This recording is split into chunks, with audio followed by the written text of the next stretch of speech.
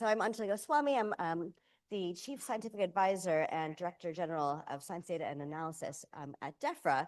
And I should start off by saying that I'm relatively new in role. I'm about 6 months in. And in my day job, I'm an evolutionary biologist at the Natural History Museum. So I'm still very much getting used to the way that evidence is used in government and how government functions, obviously coming from many decades in academia, which is strange in its own way, but strange in a very different way from the way government is strange. In my role, I have kind of two key jobs. One is providing advice to ministers and other members of the department and ensuring that evidence is feeding into their decision making. And the other part of it is really leading our evidence function across science data and analysis to make sure that we are providing that evidence and ensuring that we have the right evidence to guide policy.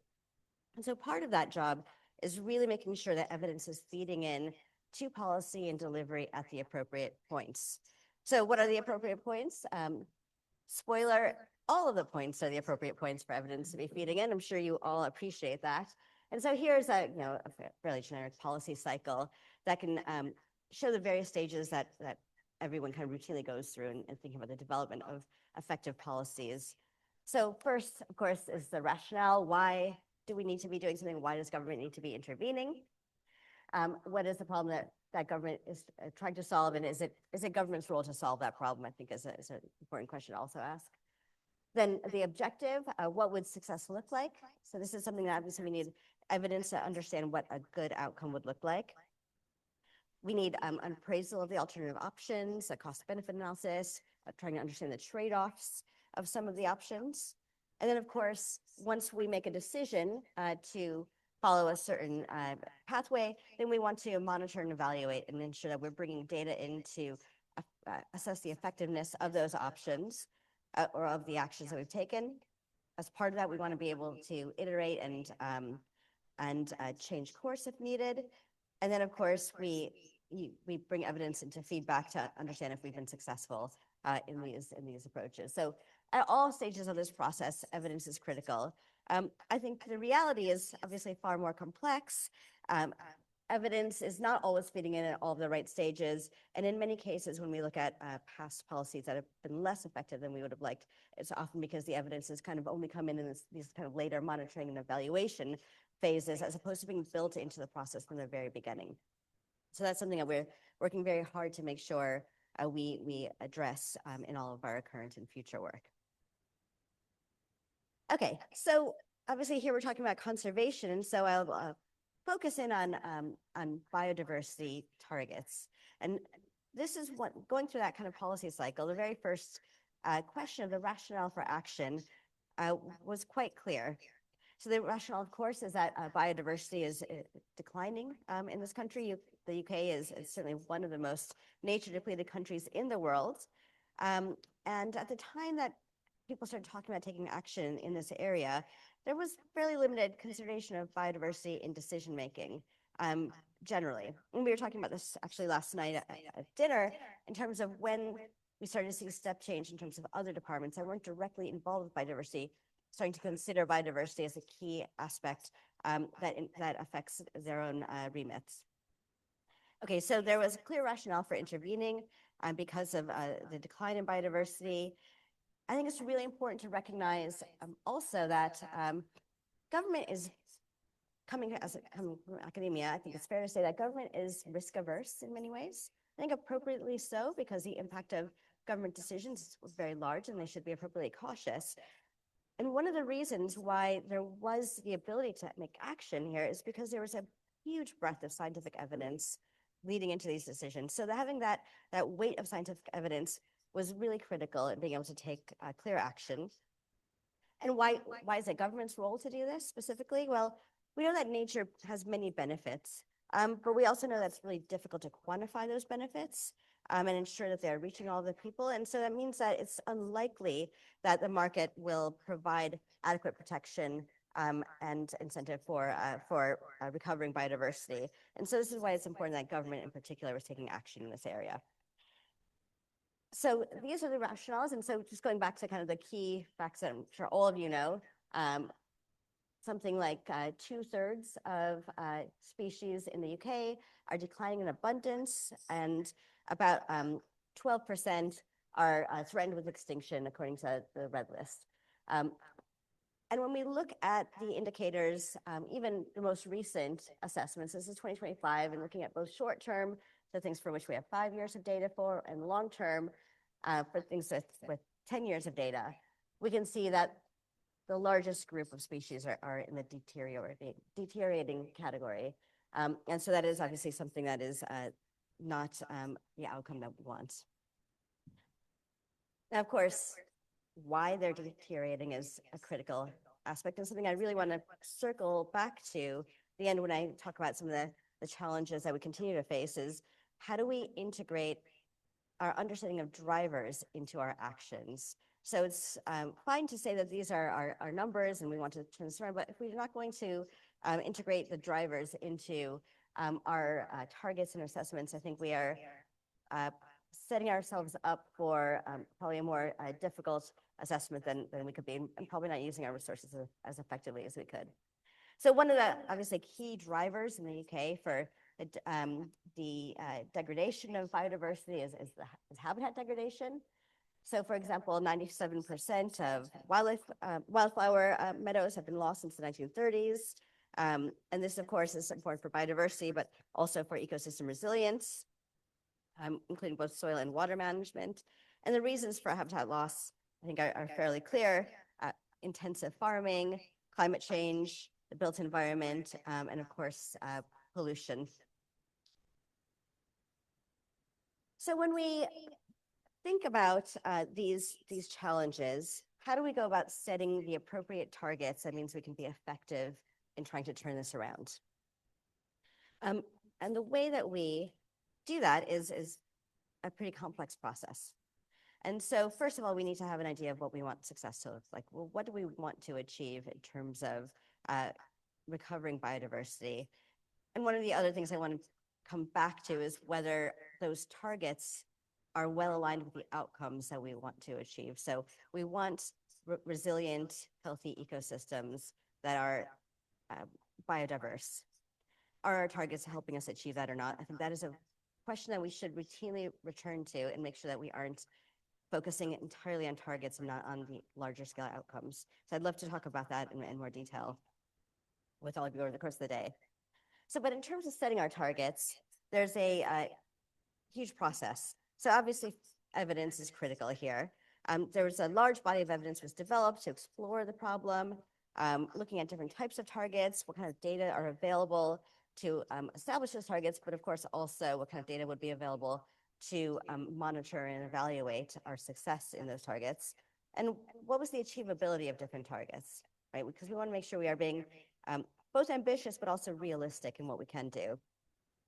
Now, all this evidence is published and summarized, including the evidence reviews, the modeling, and the development of those different trajectories.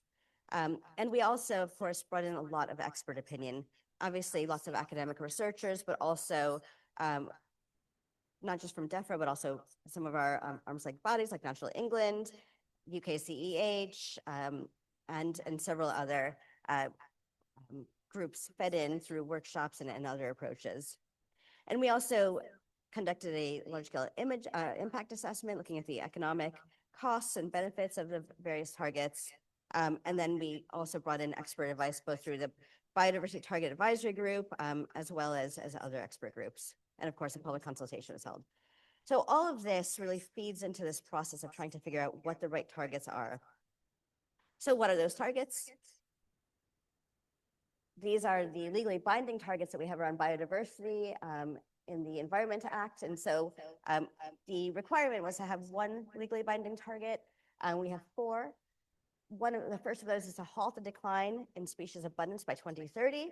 And then by 2042, to improve species abundance by at least 10% compared to 2030 by 2042, reduce the risk of species extinction to below its 2022 levels, and restore or create 500,000 hectares of wildlife-rich habitat outside of protected sites, again, by 2042. Now, these are ambitious targets, I think, and they certainly read very well, but the realities of delivering them are far more complex, of course. So how do we go about making sure that we actually can deliver them? Sorry, slight cold here. So we have multiple aspects that we have built into trying to deliver these targets that we go through various policies.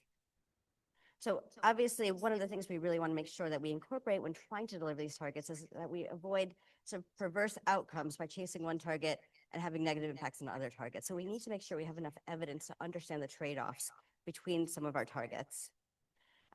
We need to accommodate multiple delivery levers within and outside of government, so we are in control of every area that we're interested in actually improving things. We want to make sure that the levers are designed for both our objectives, but also work with the other objectives of government, because of course we are not working in isolation from some of the pressures that are coming from other parts of government or some of the major priorities of government. And of course, there's been a lot of discussion, for example, about growth and nature and how can we achieve win-wins for both right now. So we want to make sure we're working not just in isolation, but with other government departments. And we want to make sure we actually can obtain quantitative evidence on the actions and what order they should be taken in and what their relative importance and potential for delivery could be. Now, again, all this requires a huge amount of expert advice to feed in. And again, this has to be early in the process, not just after things have already been planned out. And so we use expert advice, we use a lot of internal modeling. We have a variety of tools, such as national level trajectories that we model for species abundance targets, and that looks at the potential contributions of different levers, as well as spatial models. Okay, I will move along a little bit here. So in terms of monitoring, as I've already said, monitoring, evaluation, and feedback is really critical. With things like biodiversity, it's really difficult to have monitoring that is real time because obviously these things often take time to respond. And so we can't just look at data on species abundance. One, because it's incredibly hard to get. We spend a huge amount of money on monitoring, but we also want to look at actions and funding to make sure that we are monitoring not just the outcomes, but actually the actions as they're being performed. Because if we're waiting for just the outcomes, it'll actually be too late to actually institute any sort of changes. Now, I think I'll skip ahead from this other than to point out that when there was an assessment of the 2020 biodiversity strategy, which ran from 2010 to 2020, and it was noted that the lack of monitoring and evaluation capacity hindered the assessment of the program and the progress of the program. And so really highlights the need for this to be a critical part of planning. So what are some of the things that we actually use to monitor our progress of these targets? One, obviously, is species abundance. And you can see here, obviously, there's a decline that potentially leveling off a bit. And also looking at how many species are within those threatened red list categories. Now, again, the timing at which we get these kinds of data don't necessarily work well with the timing at which we need to evaluate policies and be able to pivot if things aren't working. So for example, the red list is kind of fully appraised every 10 years. That's really not the timescales that we can use. So we need to find other ways of doing this and be adaptive. One example I'll just quickly point out is the habitat creation. Remembering that 500,000 hectares by 2042 is one of the targets that we need to meet. And so we have a variety of tools that we have for monitoring in real time how close we are to meeting this target. So for example, the first report was published in May of 2025, and it shows that since 2023, we have achieved about 38,800 hectares of habitat wildlife rich habitat has been created or restored. So that shows where we are on our targets, but also gives us a good idea of what is actually working well and what is maybe working less well. And just, I'm going to close really on an example before I just talk about the broader challenges. An example of one of the ways in which we're trying to innovate and bring new technologies and new data into our ability to monitor the progress of achieving our targets and making sure that those policies are actually being effective. The National Capital Ecosystem Assessment Program, which many of us have been talking about over the past day, is really a massive government program to build a baseline of knowledge about England's land, freshwater, and coastal ecosystems. We are bringing in a lot of new tech to be able to achieve that. So, for example, we have Earth observation, we have passive acoustic monitoring, we have eDNA and citizen science really feeding in to building this program. And the idea really is to use this as a baseline for continued monitoring and make sure we can do that both better, but also more efficiently, because this kind of program is incredibly expensive and not really possible to do continually. So we'll be getting a lot of learnings from that. And the first set of data sets from that were released last month so that other people can also use them and learn from them and build them into their programs. I think I'll skip the landscape observatory in the interest of time, but if anybody wants to talk about that, please do let me know.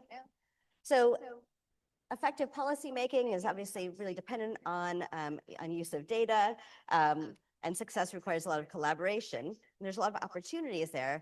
I just want to finish on talking about the challenges that I've been thinking about over the last 6 months in this role. One is the siloing, not just of policy units and departments, but also the targets parcelate natural systems into units that aren't necessarily an effective representation or an accurate representation of their interactions. And I think if we break down these silos and move towards more kind of ecosystem scale metrics, we'll do a better job of achieving the outcomes as well as the targets. There is some inflexibility in legislation that hinders our ability to bring in new technologies, which we talked about yesterday in the AI sessions. We tend to look forward quite a lot, thinking about restoring nature. We know because of climate change, we are not going to recreate the ecosystems that we grew up with. We need to be realistic about climate change and what are the ecosystems of the future and accommodate that within our planning. And I think that's a hard thing for a lot of people to hear, but it is the reality, and ignoring that means we will fail in what we're trying to achieve. We need to, again, accommodate the complexity of drivers and make sure that we aren't putting effort into things that are entirely outside of our control because they're global pressures.